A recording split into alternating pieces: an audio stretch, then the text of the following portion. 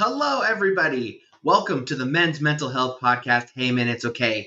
I'm one of your hosts on our journey today. My name is Sky. Hey guys, my name is Ryan Heapy, and I'm a licensed therapist out of Newport Beach, California. And we're so lucky to have you guys listening today. We got a pretty special podcast coming up for you. Yeah, I'm pretty stoked. We're getting into November, and there's some really important things that we are going to get into. But before we do, Ryan, we took a break last week. Why don't you tell us what you were up to?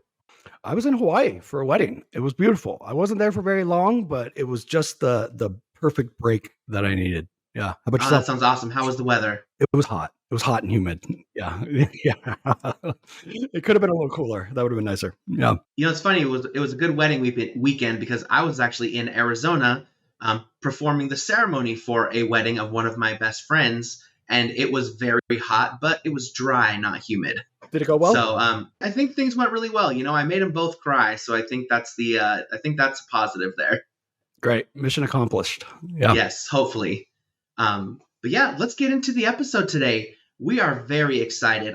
I don't know if you guys have heard about the organization Movember, but I've been doing some research on them for several years now. Their mission has become more than what it started, but I'm not an expert, so we invited a local expert. We have Max Skinner from the organization Movember. He is the Community Development Manager. Welcome to the podcast, Max. Hey, fellas, thanks for having me. Excited to talk all things mental health and men's health in general. So I appreciate you guys having me for this opportunity. Yeah, absolutely. Yeah. I thought it was going to be important to, drum up support for you guys as early as possible, get this out there, get the word out as much as possible, and hopefully help you guys, raise money for what you do. You know, I've heard of Movember for years, and maybe Max, you can give us a little history, but I actually don't really know what it is. And I know it has to do with a mustache in November, but I think that's where a lot of my knowledge stops. And I know a lot of people who get a really cool mustache going for Movember. Yeah, well, listen, I'm happy to clear things up. A lot of people don't necessarily know what Movember is all about. Some people think it's just kind of a social media hashtag for the month of November. Obviously, the mustache is our icon. That's kind of our walking billboard. That's what people know us for. But it goes way deeper than that. We have such an amazing community of fundraisers and donors and advocates and researchers and doctors that are all part of community-based change. And at its core, that's really what Movember is all about. So happy to clear things up and happy to dive into the weeds for you guys. Cool. Would you give us maybe like a little history of how it all began? And yeah, I mean, it's a pretty interesting, it really caught on, I feel like, years ago. Totally. Yeah. So we're actually celebrating our 20-year anniversary this year, which is wow. That's a lot longer than I knew it was around. I know. Most people are in the same boat. So, it started off back in 2003 out of Melbourne, Australia. Couple guys, our founders, the Garoni brothers, were just having a beer at a local bar in Melbourne, and they were talking about bringing a little more awareness to men's health issues. They saw, all the amazing support and resources pouring in for Breast Cancer Awareness Month in October. I believe one of their friends' mothers was battling breast cancer at the time, and they had a friend that was also battling prostate cancer at the time, and they felt like not enough attention was going towards prostate cancer and men's health in general. So it kind of, started over a beer and has evolved into a network of over 6 million fundraisers. And we've raised over $1 billion for men's health projects and cancer research programs over the last 2 decades. So really exciting to see how it's evolved, and there's a lot more work to be done. Now, from my understanding, you guys have evolved beyond just prostate cancer, correct? That's correct. Yeah. So it started off really focused on prostate cancer, and then shortly after testicular cancer. Prostate cancer is the number one most common cancer among older gentlemen. In fact, 1 in 8 men will be diagnosed with prostate cancer at some point in their lives, which is unfortunate, but it's important to know these statistics so that, we're proactive and we seek out help and talk to our doctors to know when we're like genetically predisposed to prostate cancer, right? And then testicular cancer, that's the most common cancer among younger men, a much more preventable disease if you catch it early enough. If you feel something wrong, go get checked out. It's that simple. But then most recently, to answer your question, Sky, about 5 years ago, we introduced mental health and suicide prevention as one of our key focus areas. Obviously, given the pandemic and the whole social isolation piece, unfortunately, the suicide rate among men continues to increase. In fact, 3 out of 4 suicides are made by men. For whatever reason, more men are taking their own lives, even though more men are going to therapy more than ever before. And for whatever reason, that suicide rate continues to climb as well in correlation with that therapy line. So something's not working. That's why Movember exists, and we have a lot more work to be done. What are some of the big fundraisers, or what are some of the big companies, I guess, that you guys? It sounds like you guys work with other companies, and I imagine maybe fund research or fund projects, all sorts of things. Oh. Yeah, so we have a huge peer-to-peer fundraising campaign in the month of November every year. That's where people are encouraged to grow out their mustaches, to have those conversations, to raise awareness, to fundraise. That's about where 90% of our fundraising takes place during that month-long period, which is we're hyper focused on that. That's our bread and butter, right? But we are trying to kind of expand our arm, beyond just the month of November, try to make it a little more year round. There's obviously plenty of awareness months and awareness days sprinkled throughout the year, whether it's Testicular Cancer Awareness Month in April, Mental Health Awareness Month in May, Suicide Prevention Month in September, you name it. So we're really trying to get more involved, kind of across the board. But that peer-to-peer fundraising campaign that's our bread and butter, man. We raise about $18 million in the US alone through that campaign, about 60 million as an organization worldwide. So it's amazing how our community comes together just during that 30-day stretch. But we have a couple flagship events in the U.S. There's one called Mustachio-Bashio in New York that raises close to $100,000 every year. It's just a big old party and a good time. But there's a ton of different ways that folks can get involved beyond just fundraising and growing out their mustache. We have a ton of different levels of support that I'm happy to get into. But yeah, from a high level, that's what we're all about. Would you get into some of those? Yeah, different ways that people can help out? Yeah, absolutely. So again, the mustache is kind of our walking billboard, right? Like we want people to think of the mustache like they do the pink ribbon for breast cancer awareness, right? Like we always say there's no mustache too small or too insignificant to start a conversation. You'd be surprised how many crappy mustaches we see every year. Those are sometimes the best conversation starters. Now, Sky, you got a good one going, man. So we have a couple initiatives. One's called Move for Movember, and that just encourages folks to get more active, to exercise more. Obviously, there's a direct correlation between working out and your own mental health. So we have a whole initiative. It's called Move for Movember, where we encourage our fundraisers to commit to walking or running 60 miles during the month of November for the 60 men that we lose to suicide every hour around the world. So listen, we've been on this call for 21 minutes. That means we've lost 21 men to suicide since we've been on this call, which is alarming and sobering, but it's important to know these things, again, so that we have these conversations, open up, be vulnerable, so that we can prevent that number and make it go down. Yeah. Sky and I both have very close experiences with people, who have attempted and completed. But the exercise piece that you're talking about really is an important role in people's mental health. I believe exercise is still kind of one of the greatest things you can do for your mental health. And just getting up and moving.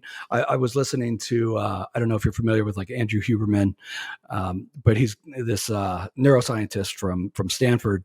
And he had on a woman who was talking about kind of like emotional intelligence, and their number one agreed thing was sleep is the best thing you can do, and number 2 is exercise, and number 3 is eat healthy. So even before the therapist and any of that, it seems simple, but people take it for granted.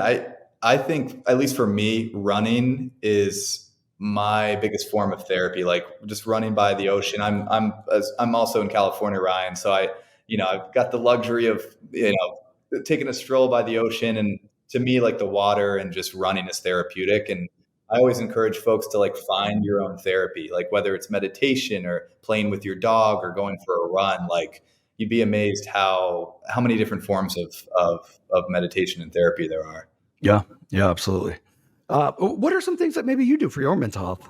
I know you were just telling us about running. Yeah, totally. I've kind of explored every, I guess, preventative meditative option under the sun, whether it's traditional therapy or meditation. I actually, when I moved out to LA a couple years ago, one of my buddies who's like a big yogi, he dragged me to this like group meditation class, and it was actually believe it or not, a sanctioned psilocybin meditation class. So they gave everyone at the beginning of the class, a small dose of psilocybin, and they take you through like an hour long guided meditation with sound bowls, and then another hour of like intense breath work through your mouth. And they're like encouraging everyone to go back to their most traumatic experience in life. And people around me are screaming, they're weeping, and they're screaming at you to stay on your mat, stay focused on your mat.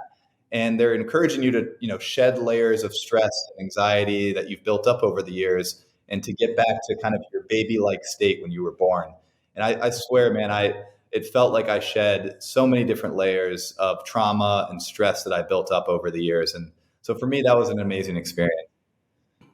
Yeah, how cool. Breathworks is so cathartic. And, I'm not exactly sure kind of the mechanism of action and kind of how it works and how it brings up all of those emotions.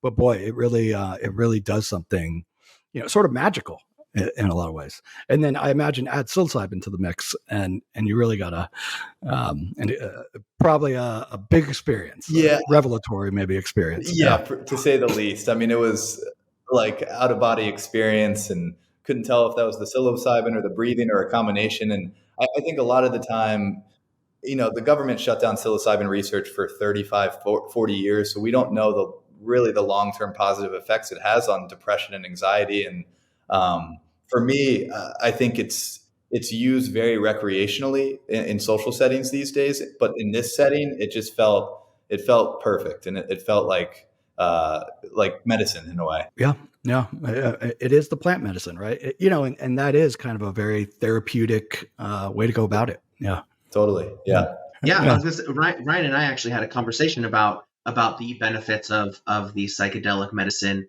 because there's so much research coming out about it. And actually, if it wasn't for different psychedelic research, Ryan and I may have never met. So we're big supporters of the mental health aspect research of all that going on. That's pretty awesome that you were able to do that and have these amazing breakthroughs.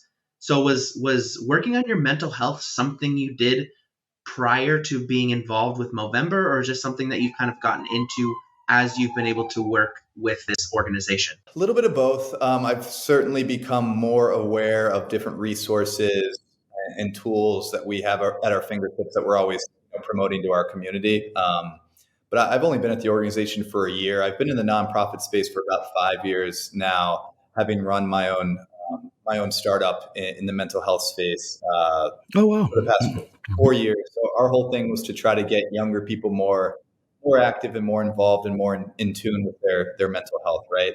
I actually, my first exposure to mental health was kind of in a negative way. Unfortunately, about 9 years ago, I lost my mother to suicide, and needless to say, like any 21-year-old kid fresh out of school, that just completely flipped my world upside down, right? And as an only child, I was kind of left to pick up the pieces. But more so than anything, it obviously forced me to grow up quickly and kind of lit a fire into my ass to do something with purpose and something meaningful in my life. But needless to say, I struggled with my own mental health for years after she passed, kind of turning to alcohol, to drugs, all the negative habitual patterns that one does when they lose a parent, right? And it wasn't until I discovered traditional therapy, obviously support from my friends and family, and then kind of my first exposure to the nonprofit world. I got involved with this organization in Boston when I was living there at the time, called Samaritans, and they do incredible work for suicide prevention in the New England area. And I ended up running their annual 5K. And when you cross that finish line, man, and you're surrounded by families and other people who have been through something similar that you have, it brought me to tears. It was an incredibly emotional event. And I was filled with purpose again. And it felt like what I was supposed to be doing with my life. And so that was my first exposure almost, let's see, 8 years ago now. And then fast forward 8 years, and I'm at Movember, working on mental health, giving back in that capacity. So it's amazing how life comes full circle. And I wouldn't trade it for anything in the world. Obviously, I miss my mother immensely. Yeah. Yeah. It brought me here, and so there's if there's any serendipity or silver lining. I think the community of support that are around suicide survivors is so important. It's actually one of my things that helped save me was finding a community of support. Yep. And it's so interesting to hear how different people's stories are, but kind of how those of us who have decided to take that darkness and turn it into light have all kind of been kind of joined up on the same path. I feel like I keep meeting so many people who are kind of on this crazy like bettering yourself journey that I'm so proud to be part of and so proud to be involved with. And it's so cool that, you have that experience that you can talk about that and share that all while working for Movember. I think that's so neat. Thanks, Guy, and you nailed it, man. It's like everyone, we're all dealt different cards, and we all have challenges along the way. And all we can really do in those dark spots is to try to turn those negative experiences into something positive. Like that's really all I could do. I could either sit in my pity party and feel bad for myself, or step up and do something and help other people so that they wouldn't have to experience what I did. And so it's easier said than done, but I chose the latter. And it feels like there's this narrative shift among men, especially in the last 5 years, where we're talking more about these feelings and we're being more vulnerable, and we're kind of turning the page and letting our masculinity down a bit. So it's encouraging to see, and it's awesome seeing podcasts like this pop up and having these important conversations. So it really goes a long way. I think it's so important to spread the message and really encourage people to talk. So anything we can do to raise awareness, I know that's something that we're very interested in. I really believe that the best way to kind of get through some of our most traumatic events is to be able to, at some point, write a new narrative around it. I have a mentor who wrote a book, When Grief is Good, and Turning Your Greatest Loss into Your Biggest Lesson. And I just think that, I have a handful of traumas as well. And it's not until you kind of make turn a corner and are able to say, yes, that was hell, but I was able to, find resilience, find purpose, and be able to turn that tragedy into something worth living for. Totally. Well said. No, that's what it's all about. And that's what Movember's all about, man. Like, we're about community-based change at its core. And to Sky's point earlier, like I think people really, they get around that, and they love the community-based change aspect of what we do here. And makes them feel like they're part of a family. So it goes a long way.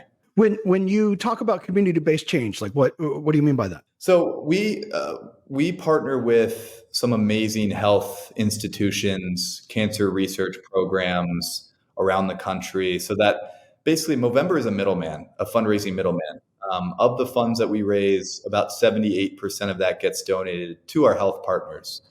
So our programming team does an incredible job of vetting the right community health partners. So when I talk about community-based change, like folks that raise money for us, they can go to sleep at night knowing that money's going to the right place. And we're very transparent about exactly where that money's going, the different programs and projects that we fund and support.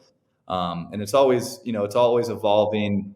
We're always finding new partners, Prostate Cancer Institute, the True North program. We have a mental health program called Making Connections in about 4 sites across the U.S. where we're focused on like underserved, low-income communities that might not necessarily have access to some of these mental health tools. So we're all about lowering that barrier to entry and getting these tools and resources, in the right hands. Yeah, we need a lot more of those community-based, health initiatives. In those underserved. I was going to say it's really hard for people in lower income neighborhoods to find good mental health services.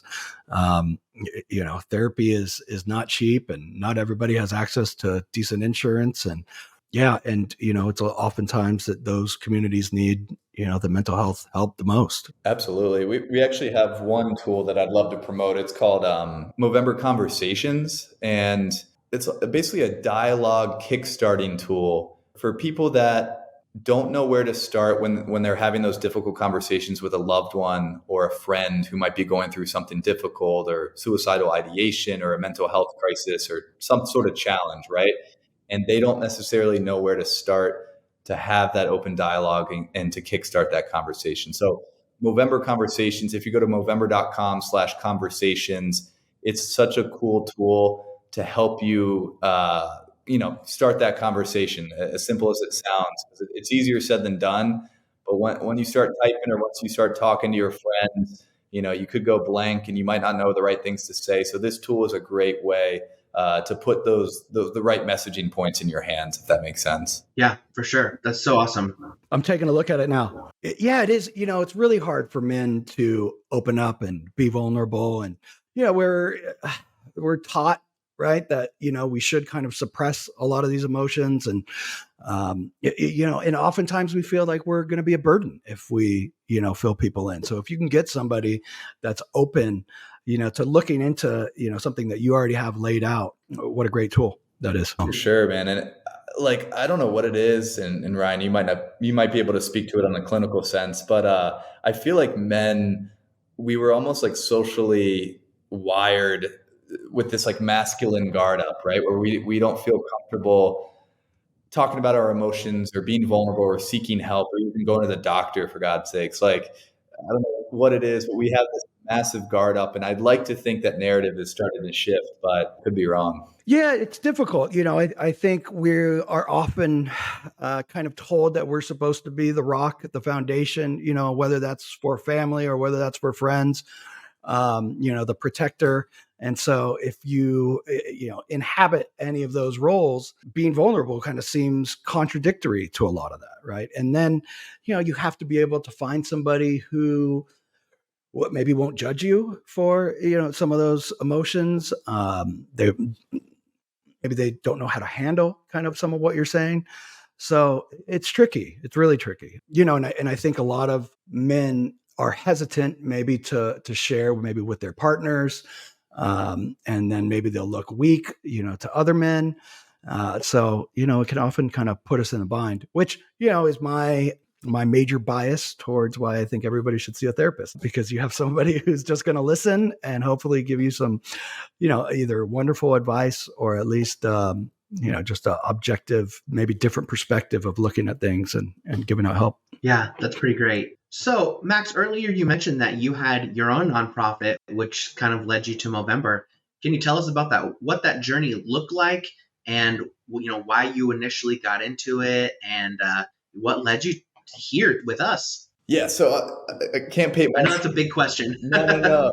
I can't paint myself as a total saint. It was actually a for-profit company, for what it's worth, but it was in the nonprofit space. So this is around, let's see, 2018. I started off my career in sports marketing and sponsorship. I was living in Boston at the time, where my wife is from, working with the Red Sox and with DraftKings for a bit, and kind of woke up one day and just felt like that wasn't what I was supposed to be doing in my life. I mentioned this earlier. I wanted to work on something a little more purpose-driven, right? Little quarter life crisis, if you will. And I got this idea after running that Samaritan's 5K that I mentioned, because again, I was looking around and there were so many young people that were obviously affected by suicide prevention, but were brought to tears and emotions and were engaged. And I wanted other people our age to experience that same sense of purpose and fulfillment. But kind of the more I saw or the more I looked, it seemed like there was a disconnect between traditional archaic nonprofits and, a modern generation. So I kind of wanted to try to fill that gap.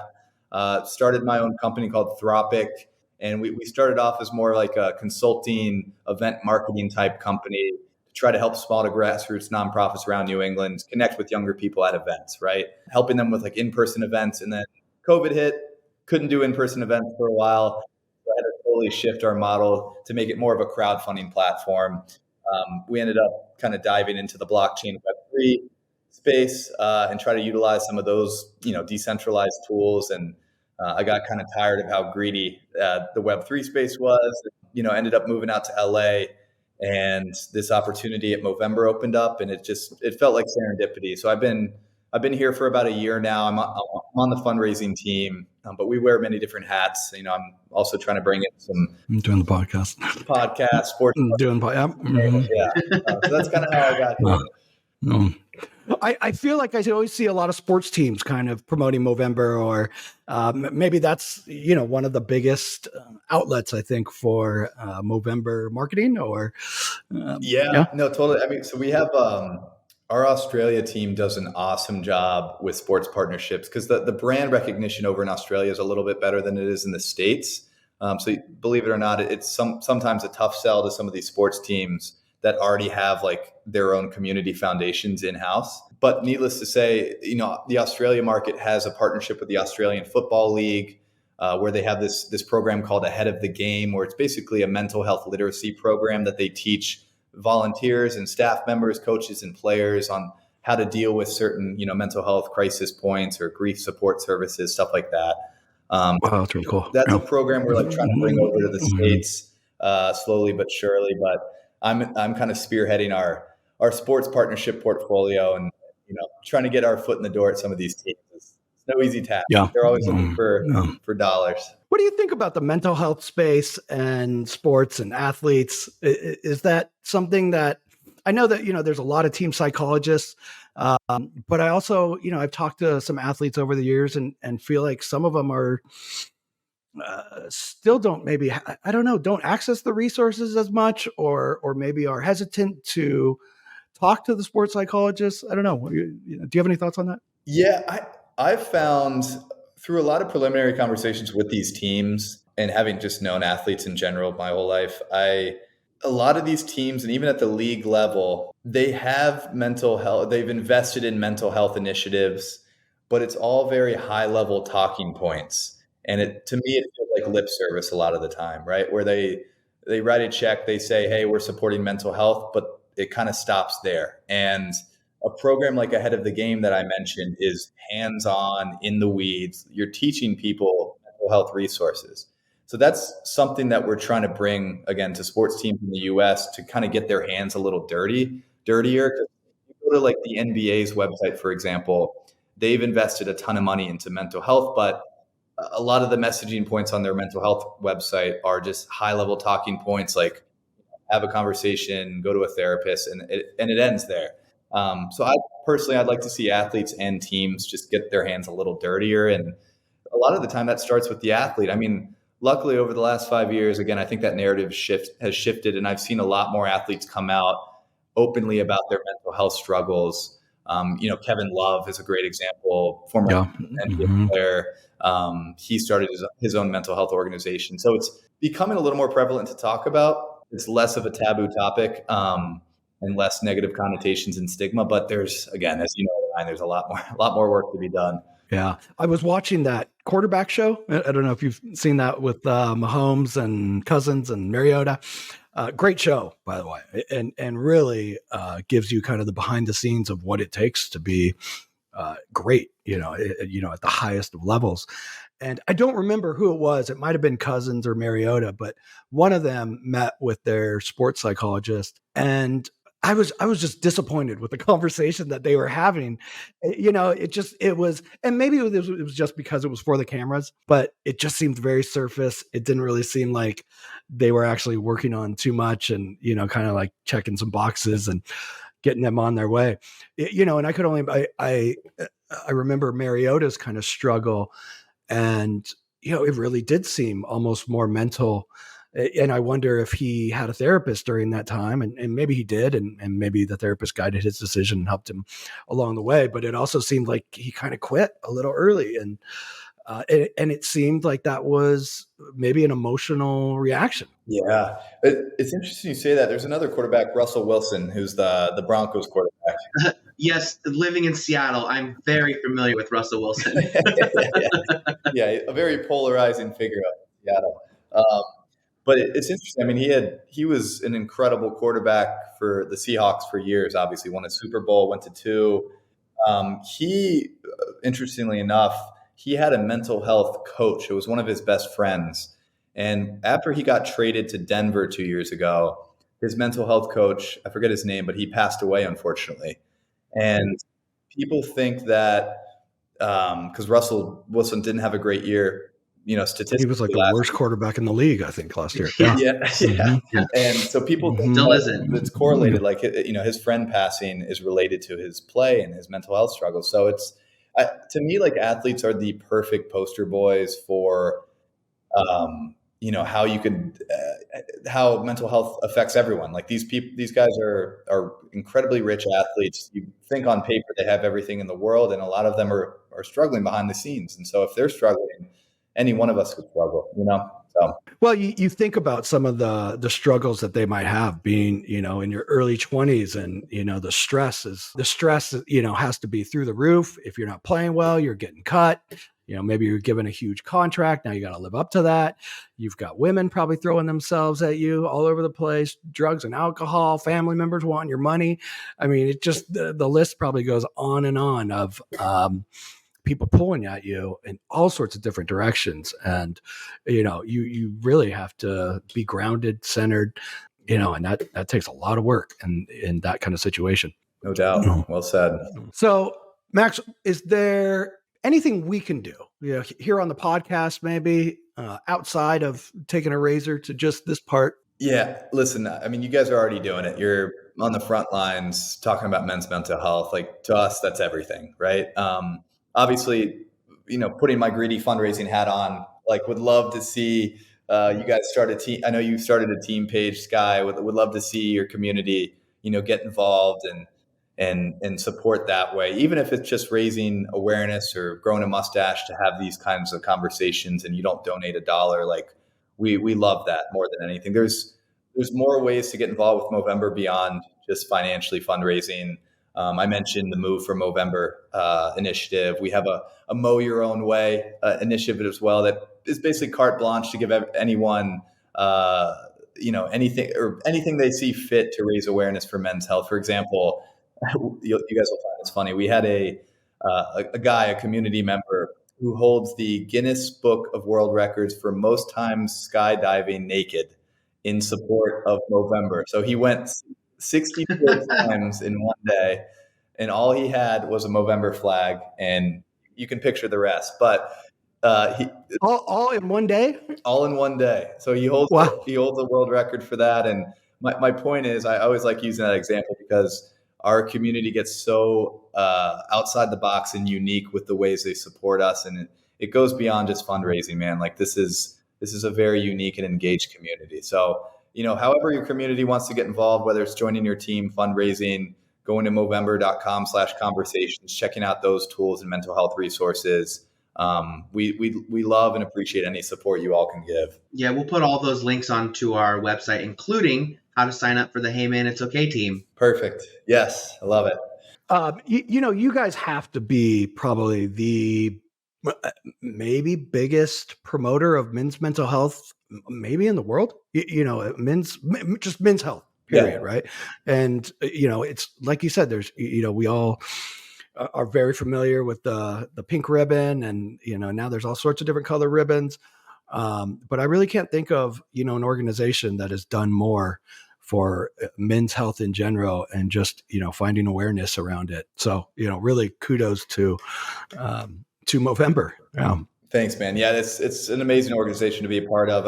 As I mentioned, been around 20 years, raised over $1 billion, and funded over 1,300 men's health projects and programs. And the work speaks for itself. And we honestly couldn't do it without our community and our fundraisers. Like, they're the engine that keeps this thing well oiled. So shout out to everyone else, honestly. Wow.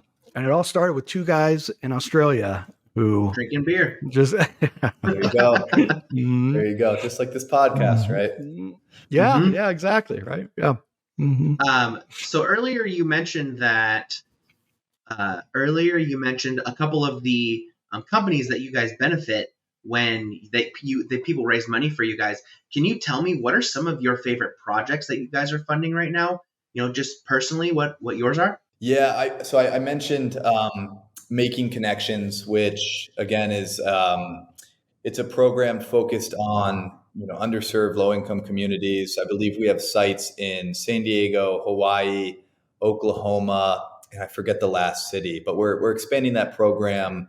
And so that for me, given my mental health background, I think that's probably one of my favorite programs that we support.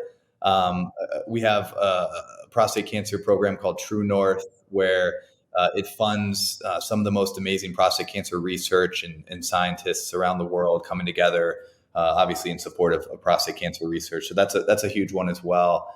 But our programs are always evolving. They're kind of in limbo right now after this campaign. We're kind of going through a new cycle of programs. So we're always looking to support new initiatives. And but to answer your question, Sky, I think making connections is probably my favorite one, and I'm happy to send you some more info on that. Yeah, that'd be great. Anything that we can put up on our website for you guys to help promote this, to help get the word out there, we definitely want to help support that. Amazing. We appreciate it. Seriously. Yeah. Well, cool. I mean, that's so much info about it. Is there anything else that we need to know before we get into November and before we go to raise awareness for you guys and for men altogether? I think we covered most of our bases. Just start sharpening those razor blades and scissors, and we're about a week out from Movember. So go to Movember.com. If you've never signed up before, please register. Even if you don't plan on fundraising, sign up, and you'll be funneled into our communications funnel, and you'll receive more information about all of our causes, the programs that we fund, where the money's going, all that good stuff. So really encourage everyone to go to Movember.com. There's a ton of great mental health resources there. I mentioned Movember Conversations as a great, low-hanging tool as well. But all in all, if you're listening to this, just keep spreading the good word. Have those conversations with your friends. Check in on them. See how they're doing. You'll be amazed at how much impact you can make along the way. Awesome. And all your social media is at Movember, correct? Yes, easy to find us. Yep. Perfect. Well, yeah, I mean, I think that's all the information that we need to cover for today. I just want to thank you so much for joining us today and talking about Movember, talking about your projects, and telling us a little bit about yourself as well. Absolutely. No, happy to, and really appreciate the time. And again, really appreciate the opportunity. And thanks for everything that you guys are doing for men's mental health. Seriously, it means a lot to us. Thank you so much. We really appreciate it. Yeah, well, everybody, thank you, Max. Yeah, thank you. Appreciate it. And I think that's it for us today here at Hey Man, It's Okay. Spread the word about us too. We're trying to end the stigma of men talking about their mental health. Check out our website, heymanitsokay.com. Okay is just the letters OK, not OKAY. And we're on all social media at Hey Man, It's Okay. And the link to our YouTube is now on our website. So make sure to check that out. So thanks for joining us. And until next week, it's okay to not be okay. And I'm Sky saying goodbye.